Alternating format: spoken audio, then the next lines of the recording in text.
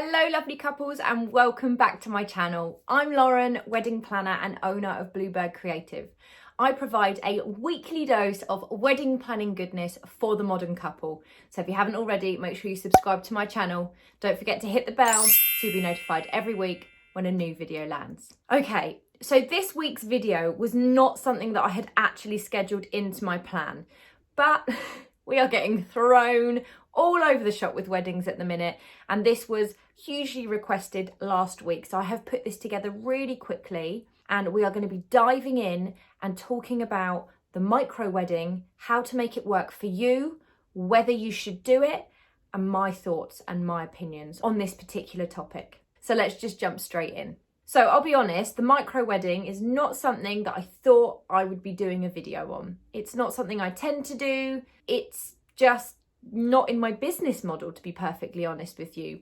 But here we are, and this is the position that we're in, and you guys need to know about this type of wedding. The amount of emails that I got in last week saying, please, please, please, Lauren, can you do this topic? I don't know what to do. Do I change my wedding? I'm thinking of postponing. Shall I do a micro wedding? How do I even do that? How do I downscale my wedding from 180 guests to 6 people to 15 people? How do I do it? So let's talk about it. I'm ready to talk about it. Now, there's a few different angles that you can come at this. You may have been wanting a micro wedding all along, and that's great. And I love you for it. So keep following this information because you will still get some good nuggets on how to make a micro wedding work for you. But I am going to focus the majority of this video on those that are looking to downsize their originally planned wedding. But as I say, there will be nuggets on planning a micro wedding, but this is mainly focused at anybody that has planned a bigger wedding and wants to downscale it to fit with the current guidelines over in the UK. So with the government guidelines having just changed and meaning that weddings can only have up to 15 guests. Now, I just want to clarify that you are allowed 15 guests and that currently, as it stands, that does not include your suppliers. So your photographer, your wedding planner, your caterer, your venue staff, the registrar, etc.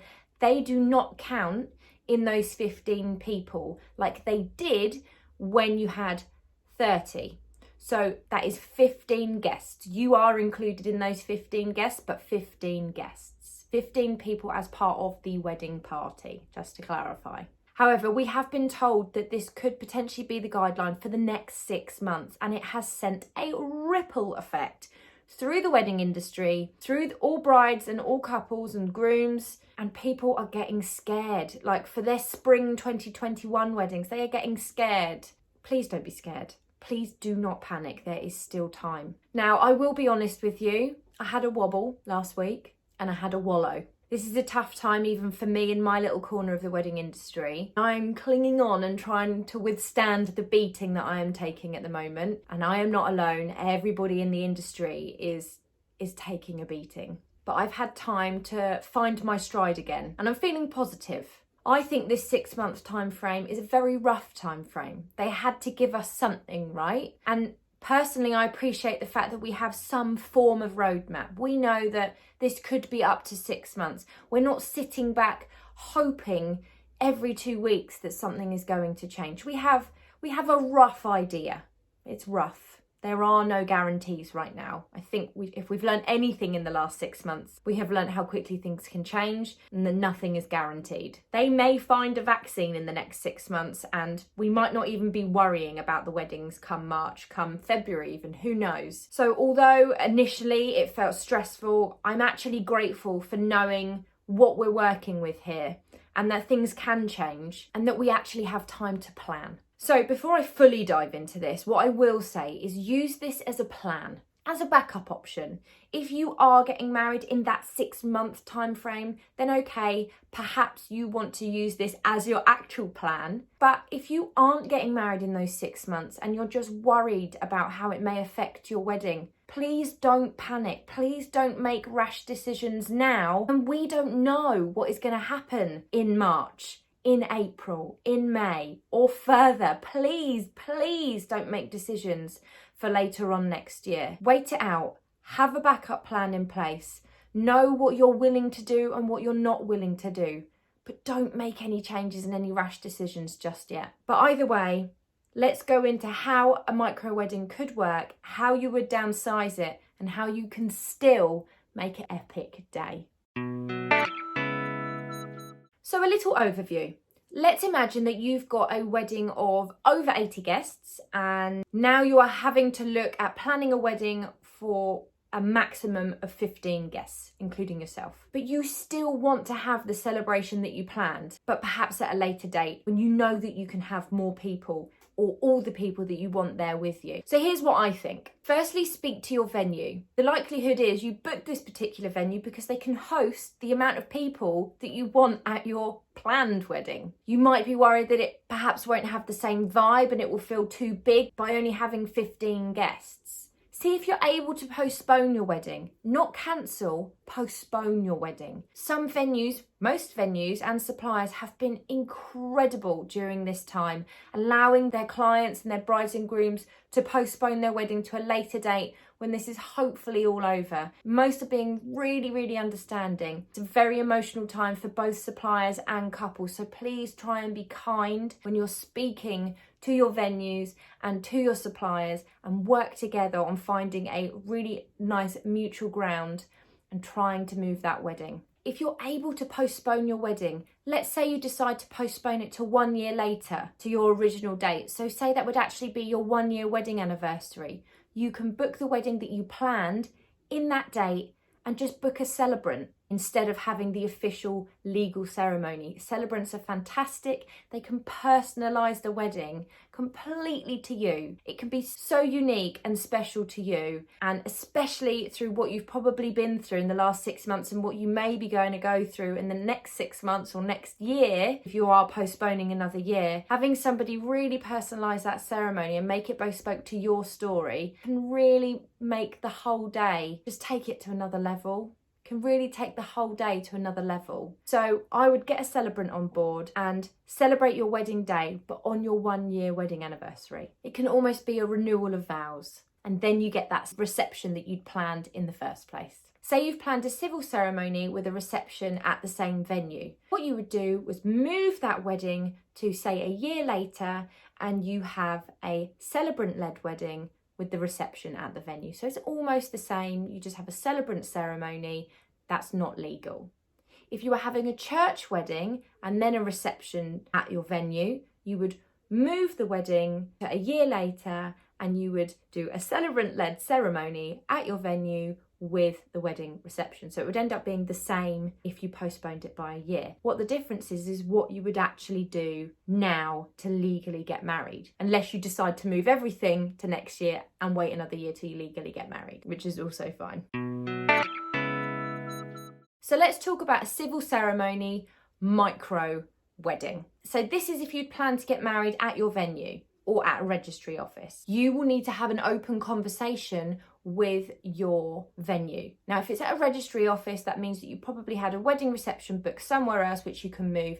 It's not really going to be an issue. You can still go and get married at the registry office. If you planned on getting married at a venue and having a civil ceremony at the venue, this is where you need to have the conversation with them. If you are looking to move your wedding date to a year later, but you still want to get married and do the small ceremony at the venue, you need to have an open conversation with them. That's essentially 2 bookings. I know venues are being so understanding, and I know some particular venues that are allowing this because they're not taking other bookings now anyway. They want to work with you. They want you to celebrate your wedding. They want to support you, and you're not going to be there for long. You're going to have your ceremony, but then you'll have your big wedding that you'd always planned a year later. But you have to have an open conversation with your venue. If they can't accommodate that, you need to speak to the local council and your registry office and see if you can change your ceremony to be at a registry office instead of at the venue. Once you have a location sorted for the legal part of your ceremony, you can then start to work out how you're going to host your micro celebration. So the alternative is that you actually were getting married in a church and then you were having your wedding reception at a venue. So this is a little simpler in that you would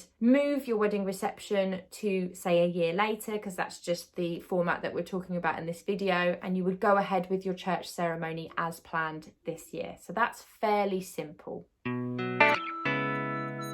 So let's move on and talk about the reception venue for a micro wedding. So let's assume that you have a venue that is a COVID-19 secure wedding venue and they are happy for you to host your micro wedding at the venue this year, as well as postpone. Again, have that conversation, very important. This means that you can have your wedding ceremony at the venue, you can have your wedding reception of up to 15 guests, and you are allowed a first dance, which is now included in the guidelines as well. That is it though, there is no evening reception, there is no dancing for everybody, no sort of DJs and bands. The first dance is the only bit that you can do of the evening part of the wedding, and the rest of the guests need to stay seated. But this just comes down to how flexible your venue can be for you.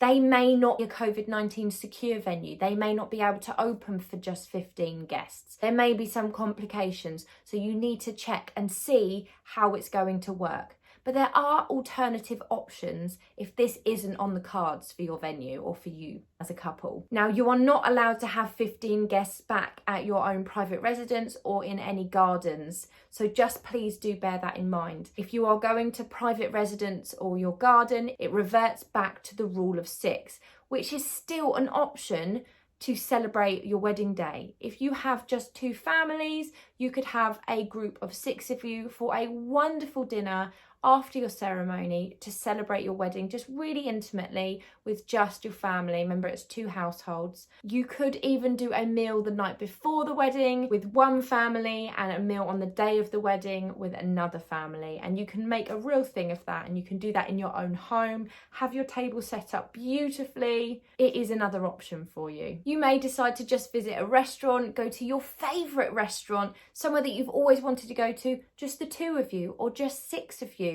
So really have a think about that as an option as well. It doesn't have to be at the venue that you booked. You're going to get that wedding when you get to the date that you've postponed it to. So perhaps mix it up and go to a fantastic restaurant, somewhere that you absolutely love or that you've always wanted to go to with your close guests or just the 2 of you. As I'd mentioned, you could stretch it out across a weekend and celebrate with your family members. If you can't do it at the venue, then you will obviously need to split it up into different meals across the weekend, but that is a possibility. Just remember the rule of 6 and you can do that across the weekend. Stretch the celebrations out and make the absolute most of it, I say. So there's quite a few variables there, I think, and you can go for traditionally just be at your venue or go home. Rule of 6, go to a restaurant. There's a couple of little different options. Make it your own, make it personable. I personally really love the idea of doing perhaps a meal the night before the wedding and the day of the wedding at home, really styling it up to the absolute maximum, having a chef come in and doing it that way. I think that would be amazing. So finally, let's just talk about how you might style up your wedding. Some of you may be thinking, oh my gosh, I had all these flowers booked and I had all this decor hired. What do I do? Postpone it. Move it to the big wedding. Think of this as a separate celebration. You've got another year potentially to save some extras for that. So create something really beautiful. It's not going to cost half as much as your wedding would, and you can still make it epic. It doesn't have to be minimal. I say go all out on the ceremony. Have the flowers, have the decor inside, really make it special. Have some big urns outside or have a flower arch. Decorate the aisles, have the most beautiful bouquet you've ever wanted. Really make it something special, because it is all about your love story and it's all about the 2 of you getting married. If we've learned anything right now, That is what this is all about. It is about the marriage and the two of you coming together. So I say put it all into that ceremony and make it look beautiful. Then some of those flowers could potentially be repurposed to your table setting, and you can have something looking absolutely stunning. You can move the urns and make them look beautiful either side of the table. You can upgrade your crockery and your cutlery and your glassware and really make a tablescape that's something to absolutely be in awe of. So there's not going to be many seats, so just you could really go all out and just make it absolutely beautiful. So to summarise, the micro wedding, it doesn't have to be bland. It doesn't have to feel tame. It can be full of love, filled with romance, and have an absolutely epic atmosphere. It will all come down to the atmosphere when there's just a small amount of you. That is what it will all be about. Light some candles, get the mood lighting going. It will be beautiful, special, and all about you. So guys, I hope you found that video helpful this week. Remember, you can hop into my Facebook group where I've been helping guide brides through this current dilemma that we're in, helping keep you calm and answer any of your questions. So the link to my free Facebook group is in the description box below. I even did a live last night answering all questions on this particular topic. And if you need any more questions answered, then make sure you're in that group. Good luck with your planning. Please do not panic, do not stress. It is going to be okay. I have got you. Have a fantastic week, and I will see you back here next week for some more wedding planning goodness. See you later. Why am I out of breath?